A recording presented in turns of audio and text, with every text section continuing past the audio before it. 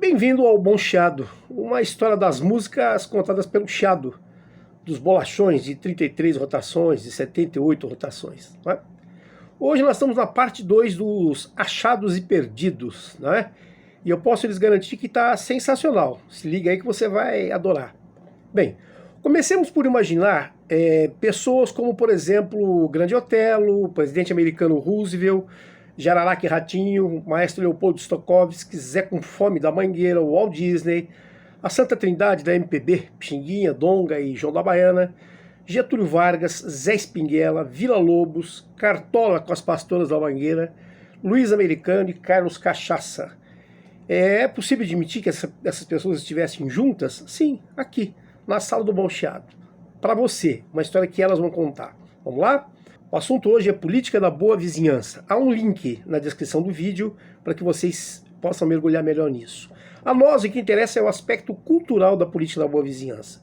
A política da boa vizinhança é desenvolvida pelo presidente americano Franklin Delano Roosevelt, buscando ampliar a ascendência, ampliar a liderança, a hegemonia americana sobre a América Latina de uma forma geral e, a grosso modo, afastar a América Latina da ascensão de ditaduras de direita ou de esquerda, não é? O fascismo, o socialismo stalinista, não é? Que marca a Europa no período imediatamente anterior à Segunda Guerra Mundial. Não é isso? Bem, o que nós vamos perceber? Pelo peso do Brasil, pela importância do Brasil, é lógico que os americanos voltam-se mais para o Brasil. E a política cultural é extremamente agressiva. Você vai ver, por exemplo, que em bem pouco tempo as grandes big bands americanas da época, Tommy Dorsey, Glenn Miller, R. James, vêm para o Brasil. Os americanos levam para Hollywood Ari Barroso e a Carmen Miranda.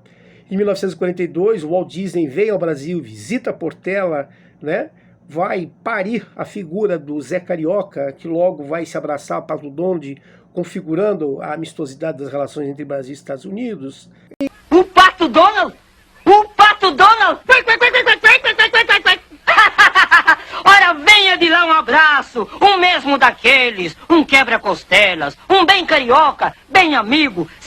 O que você tem que ter claro é que a indústria de entretenimento dos Estados Unidos nunca foi um ponto fora da curva que escapasse às orientações, aos princípios, às estratégias do Departamento de Estado americano. Claro que não, né?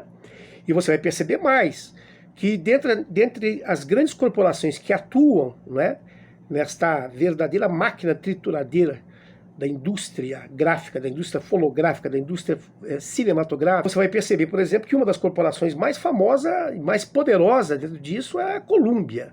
E você vê aí a Columbia cinematográfica. Né? Bom, essa relação da Columbia com o Departamento de Estado americano era algo tão promíscuo que eu tenho aqui uma coisa muito interessante. Esse disco que você está vendo é uma coisa monstruosa, de 45 polegadas. Né? Aliás, de 48 polegadas. Isso aqui é a narrativa americana da história da guerra. Olha aqui. Departamento de Estado dos Estados Unidos da América do Norte, Columbia Entertainment. Né? Essa era a narrativa americana da guerra. Bem, dentro disso, então, não é de se estranhar que o maestro Leopoldo Stokowski, que liderava a All American Youth Orchestra, né, veio ao Brasil se apresentar em 1940. Mas antes disso, ele manda uma carta ao Vila Lobos, está aí a carta para vocês verem em inglês, né? Pede ao Vila Lobos que buscasse arregimentar e articular o que havia de mais representativo, de mais genuíno, de mais popular na música brasileira. E Vila Lobos responde a essa carta dele no dia 16 de julho de 1940, embora respondesse em francês, né? E no dia 7 de agosto de 1940, então, atracado no porto do Rio de Janeiro, um navio americano US Uruguai, né? Ele vem simplesmente com uma orquestra a bordo e aparelhos de gravação de última geração, exatamente da Columbia, né?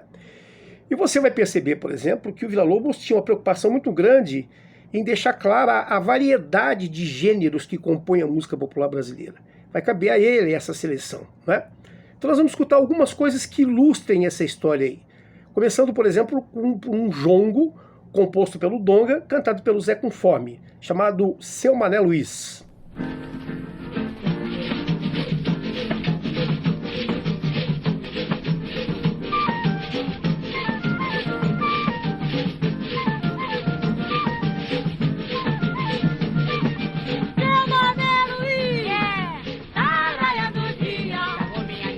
Vou me preguiçoso do sono danado, levanta mané, o café tá voado.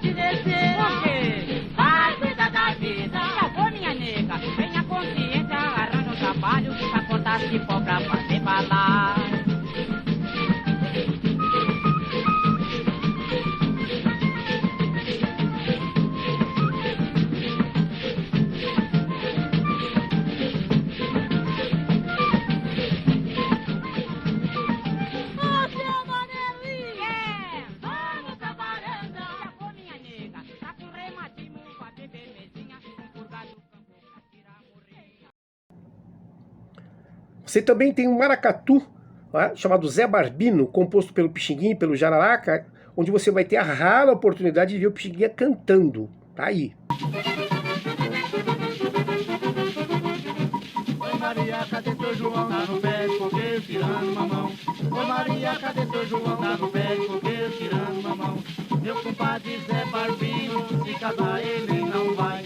Meu compadre Zé Barbino, se casar ele não vai.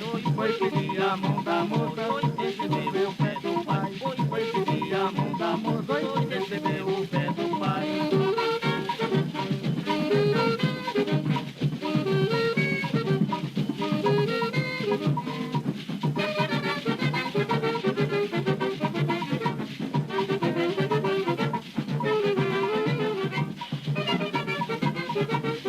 Você vai ter agora o choro, né? Choro composto pelo Luiz Americano, que seguramente era o maior clarinetista brasileiro da época, dos anos 40, não é?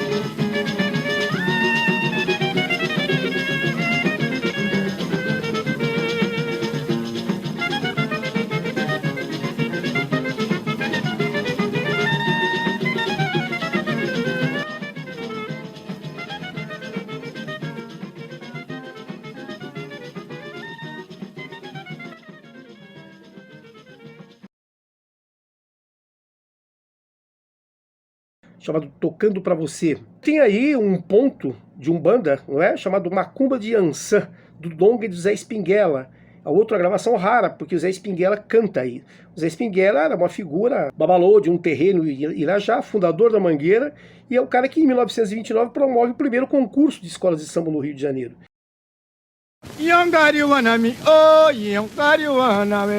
Mama tingariwana kangari yambana tambara pe baba gorowe mama ngariwane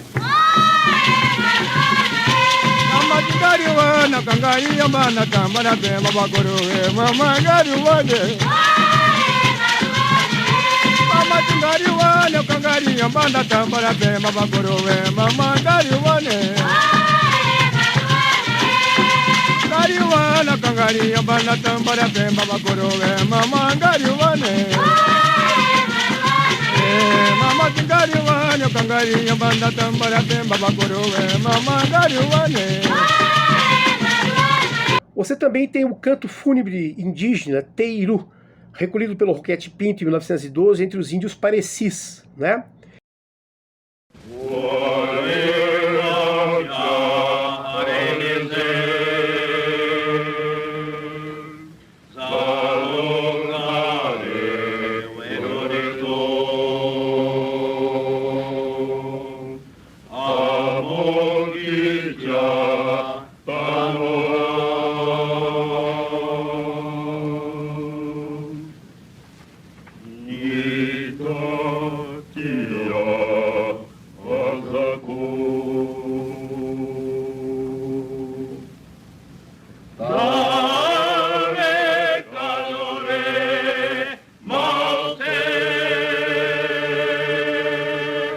E o mais engraçado dessa história toda é que quando o Stokowski chega aos Estados Unidos entusiasmado com o trabalho dele, não é? Ele vai dar uma entrevista à revista Time e vai dizer que 150 índios nus, trazidos por ônibus, entraram no navio e foram para a gravação, não é? Quer dizer, os 150 índios não eram índios coisa nenhuma, eram componentes do Orfeon, regido pelo Villa-Lobos, não é isso? E para terminar você vai ouvir esse samba do Cartola.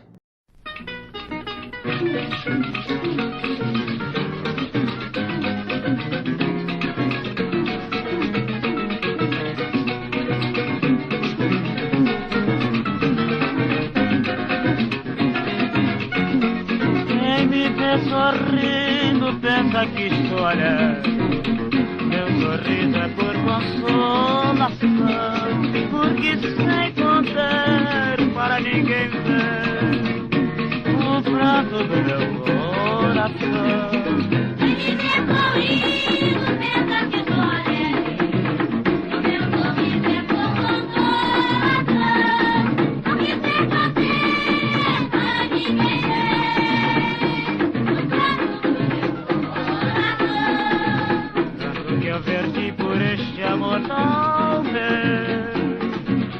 compreendeste se eu disser não crer? Depois de derramado, ainda soluçando, tornei-me alegre, estou cantando.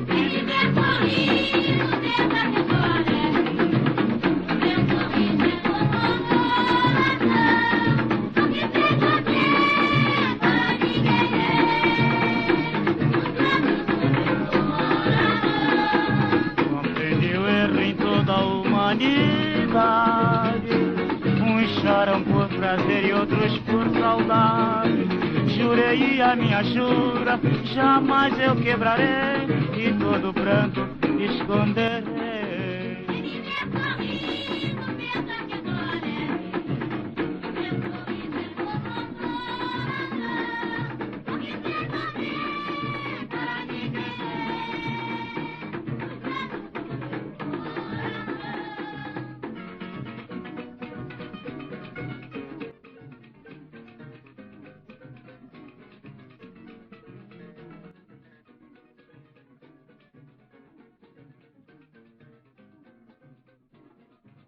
Você há de me perguntar, mas por que Achados e Perdidos? Bem, a grande questão é essa. Os achados é a gravação. 109 gravações ao todo. Dessas 109, na verdade, que deveriam ir para os Estados Unidos para mostrar a cultura musical brasileira, na verdade, apenas 17 foram editadas e ficaram mofando nas gavetas da Columbia. Nunca tiveram circulação comercial nos Estados Unidos, não é?